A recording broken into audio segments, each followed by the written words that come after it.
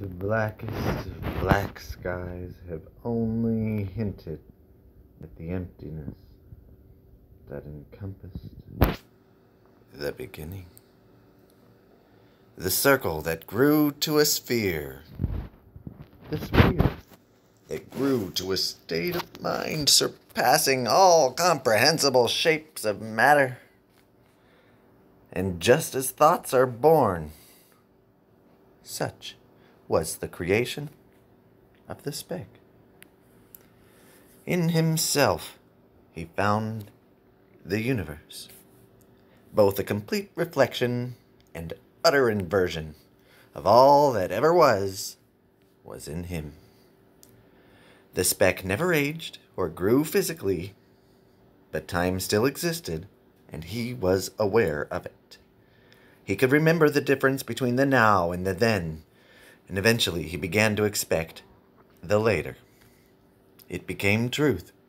It was the way it was.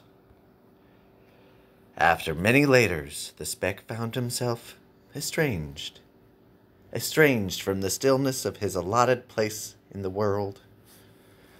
And so the Speck decided to move.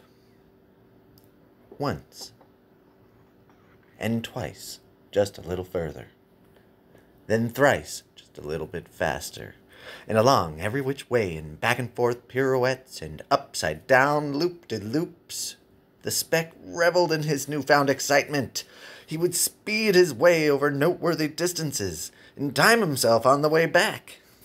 He would choreograph routine patterns for making ways to return to the spot from which he started. The Speck never grew tired of impressing himself. "I spun this way and switched back to do it again, only reversed. Did you see that?" shouted the Speck inadvertently after he finished memorizing his new dance perfectly.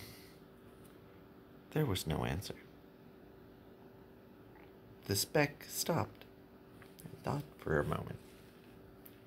Then he added, "It's really nothing.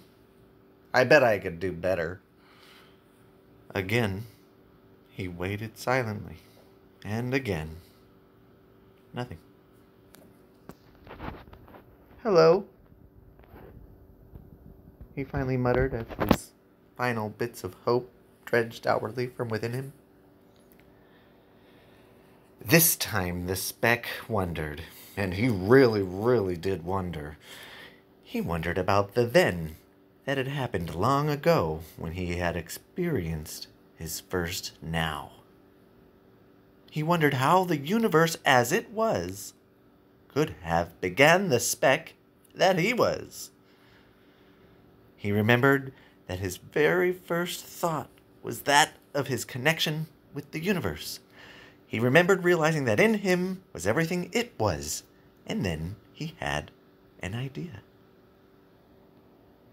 Before him appeared a slight glisten in the darkness.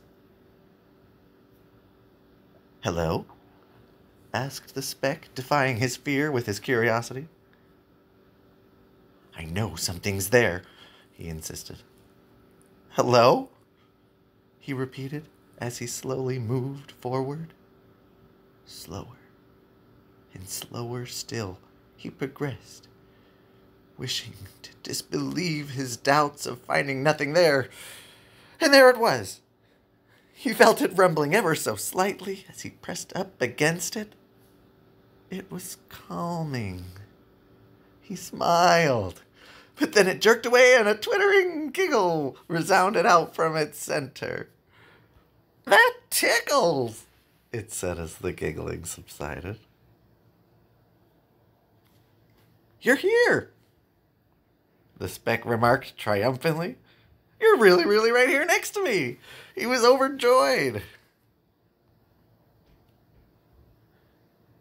"Where is here?" asked the mist.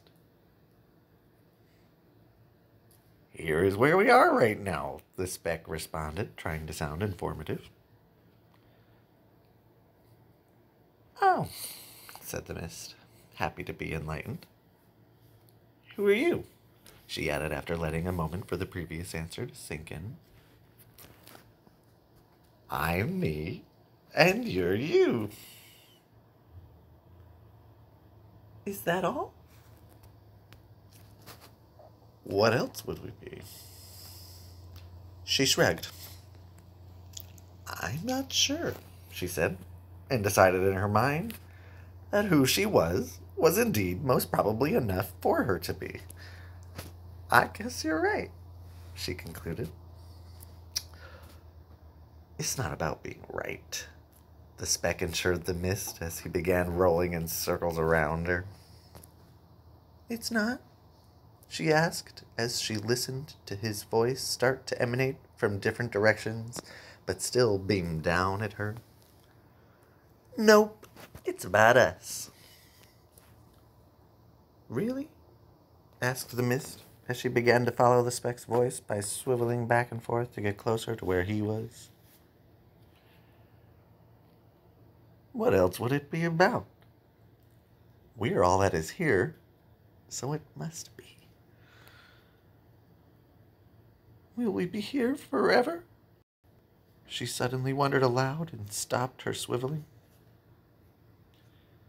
The speck slowed his swirlings and came to a halt in front of the mist. We are here right now, he spoke softly to her. This moment will always be ours. Forever? She repeated. Yes. And from off of the mist, there fell a piece of her, a tiny droplet. It dropped beneath them and continued traveling far away from them. The speck took the mist in close to him, and they both chuckled at the feeling it first created, but then allowed themselves into each other and became soothed in a way that neither had ever been before. You're so little, the mist at last interrupted. No, the speck said with a smirk. I am much bigger than I seem. Show me, pleaded the mist. Shh, said the speck quietly as he backed away from her. And he thought to himself. He thought once more of an idea. And the speck changed. No longer was he a mere speck of black amidst the looming darkness, but a light. He shimmered with an exuberance never before known to the universe. He stared off majestically into the world he had come to behold as his home. What's happening? Interjected a worried mist. Are you still there? Turn around, he beckoned. The mist's peripheral vision discovered sight for the very first time. She turned aloft and stood in awe of his presence. Speechless and amazed, she began letting off more of herself. She dripped off droplets that reflected the first true beauty she had ever known, and one by one they fell off into the distance of the universe and speckled a newly created horizon of life. And in each droplet, a new world waiting to be born, lived, and experienced. A world of questions for a star-filled sky that is never nearly quite as nearby as we'd all like to sometimes imagine.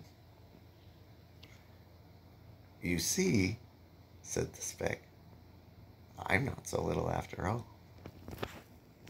And his phosphorescence wavered to the beat of his light chortling. The mist joined in with laughter of her own, and they once again embraced each other, this time enjoying the added tickles and vibrations that the other instilled into them.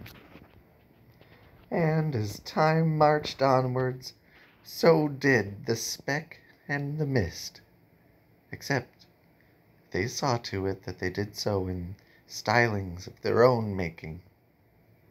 Together, dancing through the cosmos, memorizing each other, one speck at a time.